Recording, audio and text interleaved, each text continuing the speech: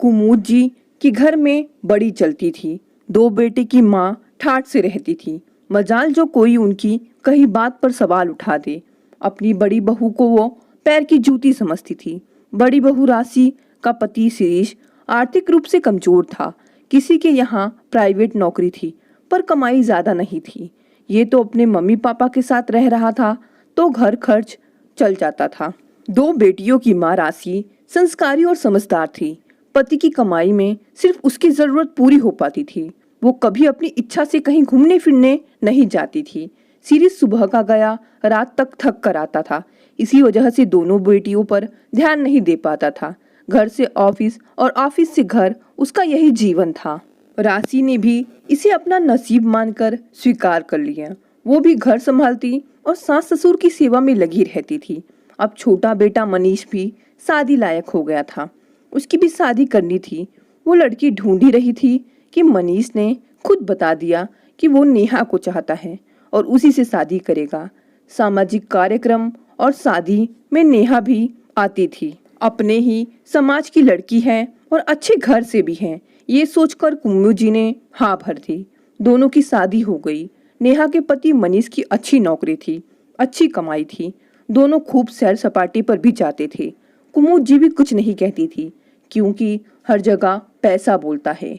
नेहा अपने मायके से भी धन भर कर लाई थी और पति की भी खूब कमाई थी। उसके तो दोनों हाथों में लड्डू थे। नेहा का मन होता तो रसोई में काम करती और ना होता तो ना करती। राशि ही अकेले रसोई में लगी रहती थी। कुछ सालों बाद कुमुद जी बीमार रहने लगी। पति के देहांत के बाद वो वैसे भी टूट चुकी थी, पर वो अपने बच्चों के सामने कड़क बनी रहती थी। उनके शरीर का इलाज चल रहा था पर वो मन ही मन घुटती जा रही थी और यही घुटन उन्हें परेशान कर रही थी। उन्हें आभास होने लगा था कि वो अब कुछ ही दिनों की मेहमान हैं।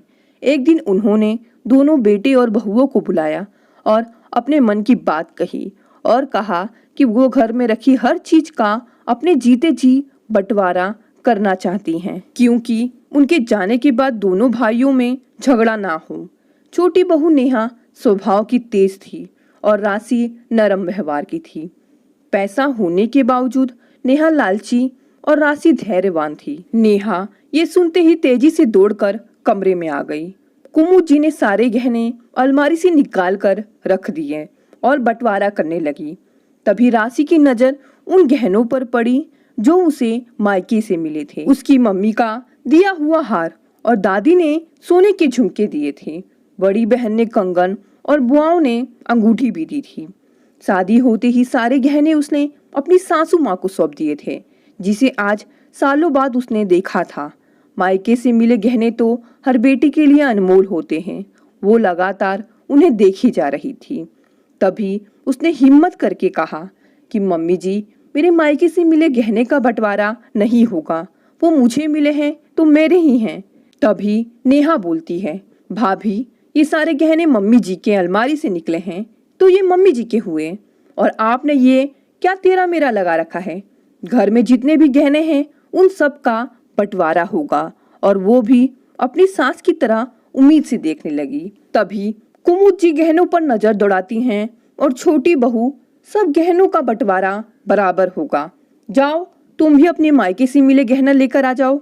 ये सुनते ही नेहा चुप हो जाती है और टाल मटोल करती है। तो कुमुद जी कहती हैं, छोटी बहू, इतना पैसा होने के बावजूद भी तुम क्यों अपनी नीयत खराब कर रही हो। अगर तुम राशि के मायके से मिले गहनों का बंटवारा करना चाहती हो तो तुम अपने मायके से मिले गहनों का भी बंटवारा करना होगा। लेकिन मम्मी जी, ये सारे गहने तो आपके पास थे तो आपके हुए, फिर भाभी के मायके के कैसे हुए। छोटी बहू, तूने सिर्फ वही गहने वापस दिए हैं जो मैंने तुझे यहाँ से चढ़ाए थे, पर राशि ने अपने मायके और ससुराल दोनों तरफ से मिले गहने वापस मुझे संभाल कर रखने को दे दिए थे, तो उसके मायके से मिले गहनों का बंटवारा नहीं होगा। कुमुद जी ने राशि के मायके से मिले सारे गहने उसे सौंप दिए और फिर कहा, राशि ने मुझ पर भरोसा किया है तो मैं राशि का भरोसा तोड़ नहीं सकती। ये सुनकर नेहा का चेहरा उतर गया और राशि का चेहरा खुशी से चमक गया। उसके दिल में अपनी सास के प्रति और भी इज्जत बढ़ गई। दोस्तों, कहानी पसंद आई तो इसे लाइक करें, शेयर करें और साथ ही साथ चैनल को भी सब्सक्राइब कर लें। धन्यवाद। मिलते हैं अगले कहानी से।